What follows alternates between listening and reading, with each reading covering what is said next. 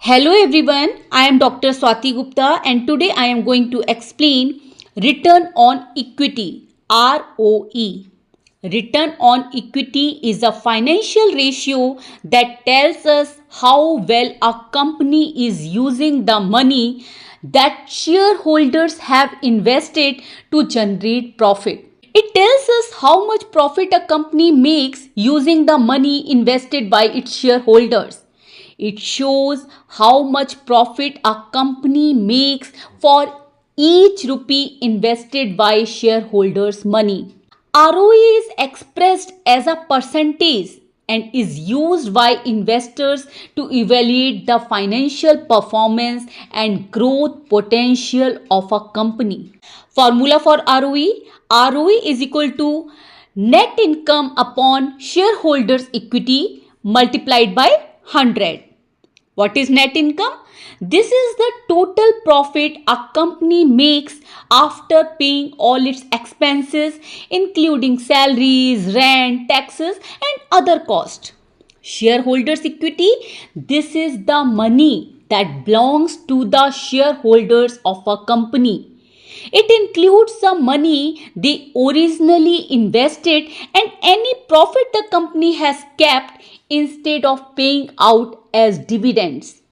For example, suppose a company has the net income of rupee 10 lakh, shareholders equity is 50 lakh. So ROE is equal to 10 lakh divided by 50 lakh multiplied by 100. It comes 20%. It means the company generates a 20% return on the equity invested by its shareholders, and it indicates a strong financial performance. If ROE is above 15 to 20%, generally it is considered excellent or good for many industries. Below 10%, ROE may indicate inefficiency. ROE varies widely across industries. That's why comparison should always be sector wise. Now, importance of ROE. First, measures profitability. ROE tells us how much profit a company makes using shareholders' money.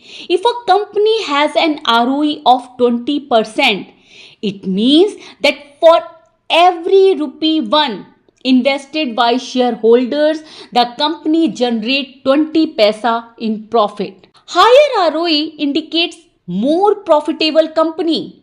That's why investors prefer companies with a consistently high ROE because it shows that the company is good at making money.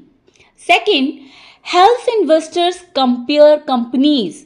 Investors use ROE to compare companies within the same industry to find the most efficient company. A higher ROE means the company is using its resources better than the other companies, better than its competitors. It helps investors to choose the best stock to invest. For example, if two technology companies has same amount of investment and suppose company X has 18% ROE and company Y has 10% ROE, investors would likely prefer company X because it generates more profit from the same amount of investment. Third, indicates growth potential. Companies with a high ROE can reinvest profit back into the business to grow faster.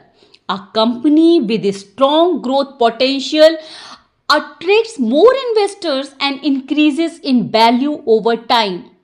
While companies with low ROE may struggle to expand without borrowing money.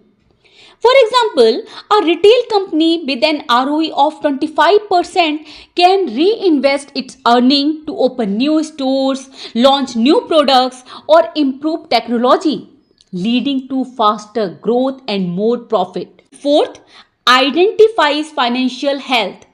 ROE helps investors to find out whether a company is financially stable over time. A declining ROE may signal problems such as rising cost, poor management, etc.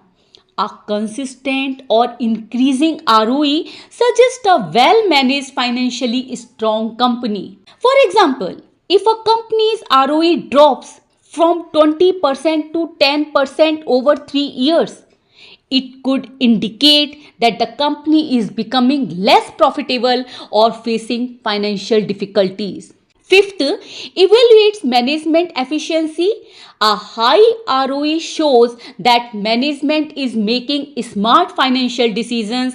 Investors look at ROE to judge whether the company's leadership is effective or not.